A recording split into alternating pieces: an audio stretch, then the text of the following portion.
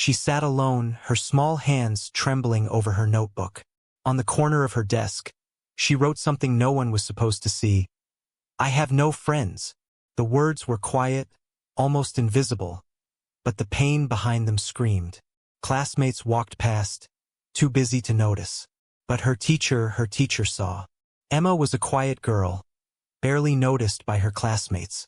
Every morning, she would walk into the classroom with her little backpack, head down, trying to disappear.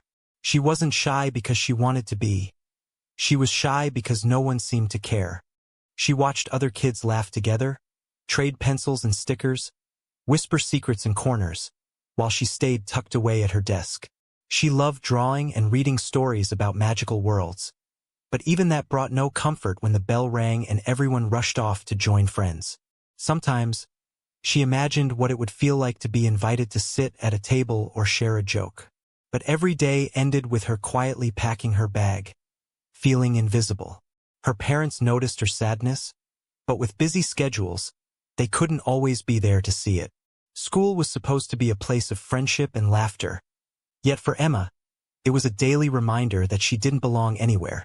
One morning, after yet another lunch eaten alone in the corner of the cafeteria, Emma returned to class. Her mind was heavy, and she couldn't concentrate on the lesson. Her teacher, Ms. Carter, a kind woman with soft eyes, noticed the slump in her shoulders, the distant look in her eyes. When the teacher stepped away to attend to another student, Emma took a pencil and, in trembling letters, wrote on her desk, "I have no friends." She drew little hearts around the words, a silent plea for someone to see her pain. She didn't expect anyone to notice. After all, her desk was the one place where she could be alone without being judged. She held her breath, hoping no one would see, yet secretly wishing someone would. All the while, Ms. Carter walked past, glanced at the desk, and paused. Instead of scolding Emma for writing on school property, she knelt down beside her, her eyes gentle, filled with understanding. And then, she wrote something back, something Emma would never forget. The days passed, and Emma's sense of loneliness seemed to grow. At recess, she wandered along the edge of the playground, watching groups of friends swing, kick balls, and giggle. She tried to join once, nervously offering to play, but the other children barely looked at her. A few whispered, "Go away," and her small heart sank. In class, whispers followed her.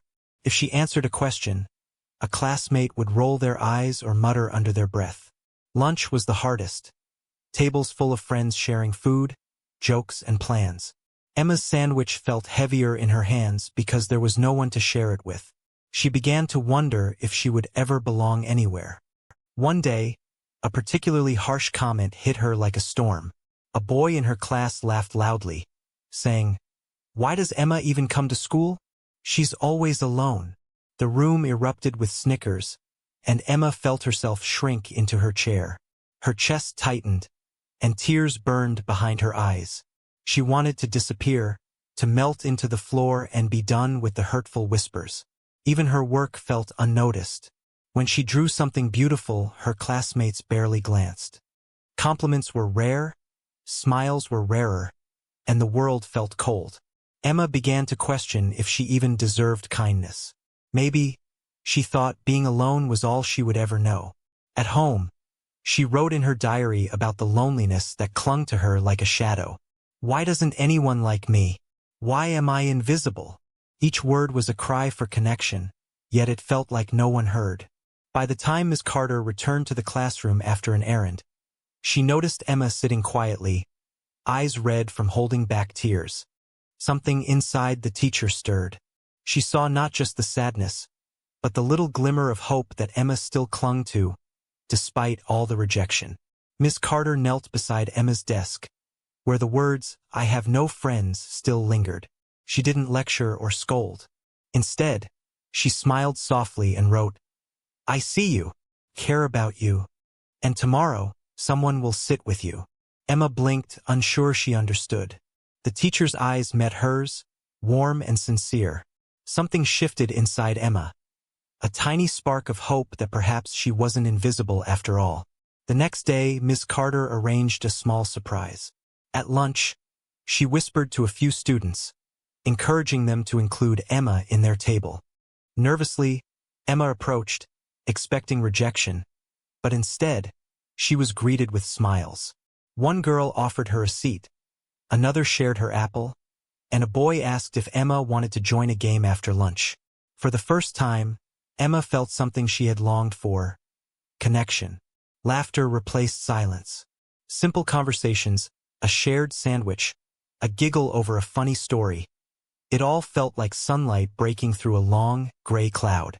Days turned into weeks, and Emma began to bloom. She drew with friends, read stories together, and even helped classmates with homework. Her desk no longer carried the words of sadness, but became a place of shared laughter, doodles, and notes of friendship. Ms. Carter watched quietly, her heart swelling. Sometimes all it takes is one person to see the pain of another to change everything. That small act of kindness, that gentle acknowledgement, had opened a door that Emma had thought was forever closed. And Emma learned a powerful lesson. Loneliness can feel permanent, but compassion, even from one person, can create a ripple that transforms an entire world. A single kind word can break through the heaviest loneliness. A small act of love can change a life forever. Emma's story reminds us that seeing someone truly matters. Sometimes the simplest gestures carry the most power. Be the reason someone believes in kindness today.